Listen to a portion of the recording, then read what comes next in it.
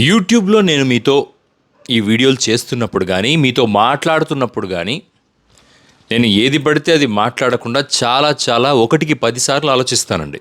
ఎందుకు ఆలోచిస్తాను అంటే మీతో నేను చెప్తున్న ప్రతి మాట బాధ్యతగా ఉంటుంది. ఆ బాధ్యత నేను ఒకరి మీద దుష్ప్రభావం చూపించకుండా, ఈ యువతను పాడు చేయకుండా, పెద్దవాళ్ళను కించపరచకుండా, హిస్టారికల్ ఫ్యాక్ట్స్ని డిస్టార్ట్ చేయకుండా, దేశ సమగ్రతను మన భవిష్యత్తును దృష్టిలో ఉంచుకొని మాట్లాడతాను. నేను ఆఫ్టర్ ఆల్ ఒక నార్మల్ పర్సన్. ఎంత నార్మల్ అంటే చాలా నార్మల్ పర్సన్. నాలాంటి నార్మల్ పర్సనే ఎంతో బాధ్యతగా మాట్లాడటానికి ప్రయత్నం చేస్తున్నప్పుడు సినిమా నటుడు, ఒక నటుల కుటుంబం నుంచి వచ్చిన వ్యక్తి, 2 లక్షల పుస్తకాలు చదివానని చెప్తూ వచ్చిన వ్యక్తి,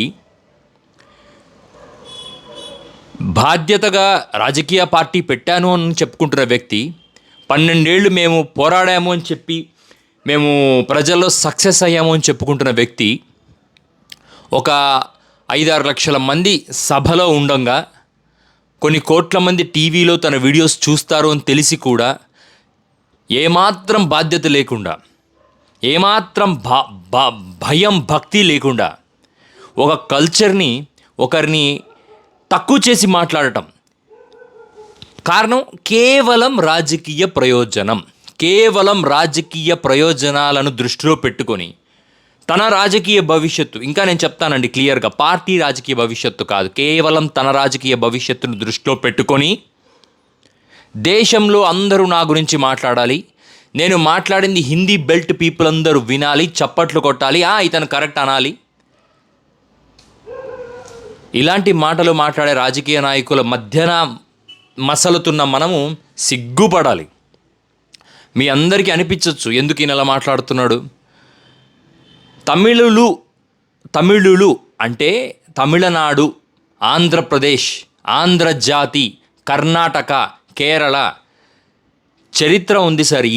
ఈ జాతులకు, ఈ ప్రాంతాలకు, మన రాజులకు, మనకు ఒక చరిత్ర ఉంది. మన రక్తంలో ఒక చరిత్ర ఉంది. రాజ్యాధికారము, స్వాభిమానము, ఆత్మ గౌరవము ఇవంతా మన రక్తంలో ఉన్నాయి. మనము ద్రావిడులం. దక్షిణ భారతదేశం వారు మనం ఎక్కడి నుంచో వలస రాలేదు ఈ దేశానికి.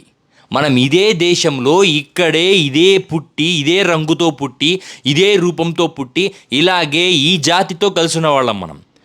ఎన్ని సమస్యలు వచ్చినా ఈ దేశాన్ని వదిలి పారిపోలేదు. మనం ద్రావిడులం. మన జాతి మన కోసమే ఆవిర్భవించింది. మనలో నుంచి మనమే ఎవాల్వ్ అవుతూ వచ్చాము. మన భాష, మన భావము ఇవన్నీ మనలో నుంచే పుట్టాయి. మనం అరువు తెచ్చుకున్న భాష కాదు. మనం ఈ భాషను తీసుకుపోయి వేరే ప్రాంతాల మీద రుద్దలేదు. మీరు నేర్చుకోండి అని చెప్పలేదు.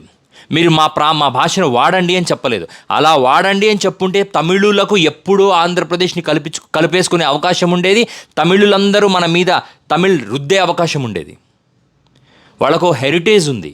వాళ్ళ ఆలయాలు కానీ, వాళ్ళ విలువలు కానీ అది డిఫరెంట్ అండి. మలయాళం వాళ్ళైనా సరే, తమిళులైనా సరే, వాళ్ళకు ఒక డిఫరెంట్ కల్చర్ ఉంది.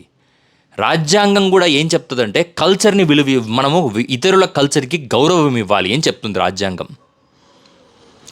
నార్త్ ఇండియా ప్రిడామినెంట్లీ ఎప్పుడూ దక్షిణ భారతదేశాన్ని చులకనగా చూసిన సందర్భాలు కొన్ని లక్షలు కోకొల్లలండి. ఎన్నిసార్లు మన వాళ్ళు ఆత్మగౌరవం అని ఎందుకు ఎన్టీ రామారావు గారు పార్టీ పెట్టి ఆత్మగౌరవం అని అదంతా చేసిందంటే ఇదంతా ఫేకా, ఇదంతా అబద్ధమా? ఢిల్లీకి వెళ్తే మన వాళ్ళని కుక్క కన్నా హీనంగా చూస్తారే, మద్రాసి ఆయా అంటారని ఎన్టీ రామారావు గారు 1983లో పార్టీ పెట్టారు.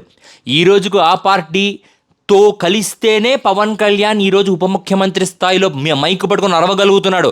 ఒక్కసారి పవన్ కళ్యాణ్ ఆలోచించుకోవాలి. ఒకవేళ టీడీపీ అనే పార్టీయే లేకపోతే మైకు పట్టుకోగలవా? నువ్వు ఎమ్మెల్యేగా నిలబడగలవా? నిలబడినా గెలవగలవా? ఎందుకు నేను ఇవన్నీ చరిత్ర మాట్లాడుతుంది కదండి. రాష్ట్ర ఎలక్షన్స్లో 2 స్థానాల్లో టీడీపీ సపోర్ట్ లేకుండా పవన్ కళ్యాణ్ గెలవలేకపోయారు కదా. అంటే ఖచ్చితంగా ఆంధ్రప్రదేశ్లో వైసీపీ, టీడీపీని 2 స్ట్రాంగ్ పొలిటికల్ పార్టీస్ ఏదో రకంగా పవన్ కళ్యాణ్ గెలిపించాయి. ప్రతిపక్షంగా వైసీపీని చూపించాడు, అధికార పక్షంగా టీడీపీని చూపించాడు. కాబట్టే పవన్ కళ్యాణ్ డిప్యూటీ సీఎం అయ్యారు. మన జీవితంలో మీరు అనుకున్నది 21 స్థానాలు అనుకున్నది సాధించేశారా? కాదు కదా. మీరు 175 స్థానాల్లో 21 స్థానం సాధించారు. ప్రతిపక్షం బలహీనపడటం, అధికార పక్షం బలహీనంగా ఉండటం, ఇవన్నీ పాయింట్ క్లబ్ అయ్యి మీరు 21 స్థానాలు సంపాదించారు. అది మీకు సక్సెస్. 12 ఏళ్ళు కష్టపడితే 21 సాధించారు, అది సక్సెస్. ఇది పునాది అయ్యి ఉండాలి. ఇది డెస్టినేషన్లా ఫీల్ అయ్యి మీరు తమిళనాడును క్రిటిసైజ్ చేయటం ఏంటి? తమిళనాడు మీకు అంత చులకన కనపడిందా? దక్షిణ భారతదేశ ప్రజలు అంత చులకన కనపడ్డారా? హిందీ గురించి వాళ్ళు మాట్లాడితే హిందీలో సినిమాలు డబ్ చేయొద్దని అంటారా? అసలు మీరు సినిమా తప్ప వేరే ప్రపంచం లేదా? మాకు సినిమా అనేది వీకెండ్లో ఒక 2.5 గంట మసాలా, దాన్ని చూసి అక్కడ వదిలేస్తాం. మా దౌర్భాగ్యం ఏంటంటే యువకులకు పెద్దగా జీవితాల పాఠాలు నేర్పించక పెద్దవాళ్ళు కూడా ఈ సినిమా ప్రపంచంలో మునిగిపోయి, ఇదిగో మీలాంటి వాళ్ళు చేసేది ప్రతిదీ సినిమాను, జీవితాన్ని, పాలిటిక్స్ని క్లబ్ చేసేసి రోజంతా సినిమాని అనుకుంటున్నారని మీరు అనుకుంటున్నారు. కానీ కాదు సార్, అలా ఉండదు మా జీవితాలు. మా పిల్లోళ్ళు, మా అమ్మాయిలు, వీళ్ళందరికీ జీవితంలో వారంలోనో నెలలోనో 2.5 గంటలు మాత్రమే సినిమా.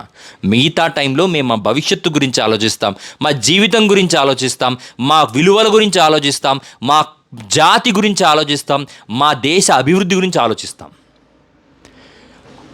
మీ అందరికీ చెప్తున్నాను, పవన్ కళ్యాణ్ గారు ఒక మాట అన్నారండి, హిందీ లాంగ్వేజ్ మీద ఎందుకు తమిళనాడు అంత ఓవరాక్షన్ చేస్తుంది, మీకు అంత హిందీ మీద హేట్రెడ్నెస్ ఉంటే మీ సినిమాలు హిందీలో రిలీజ్ చేయకండి. హిందీలో రిలీజ్ చేసుకొని డబ్బులు సంపాదించుకున్న ప్రొడ్యూసర్లు తెలుగులో ఉన్నారు సార్, తమిళ్లో లేరు. తెలుగు వాళ్ళు హిందీ బెల్ట్ మీద ఫస్ట్ మీ సినిమా ఇండస్ట్రీలో ఉన్న రాజమౌళి గారే బాహుబలిని హిందీలో రిలీజ్ చేసుకున్నారు. తమిళ్ వాళ్ళకి అంత హిందీలో రిలీజ్ చేసుకోవాలన్న పిచ్చా తీటా ఏం లేదు.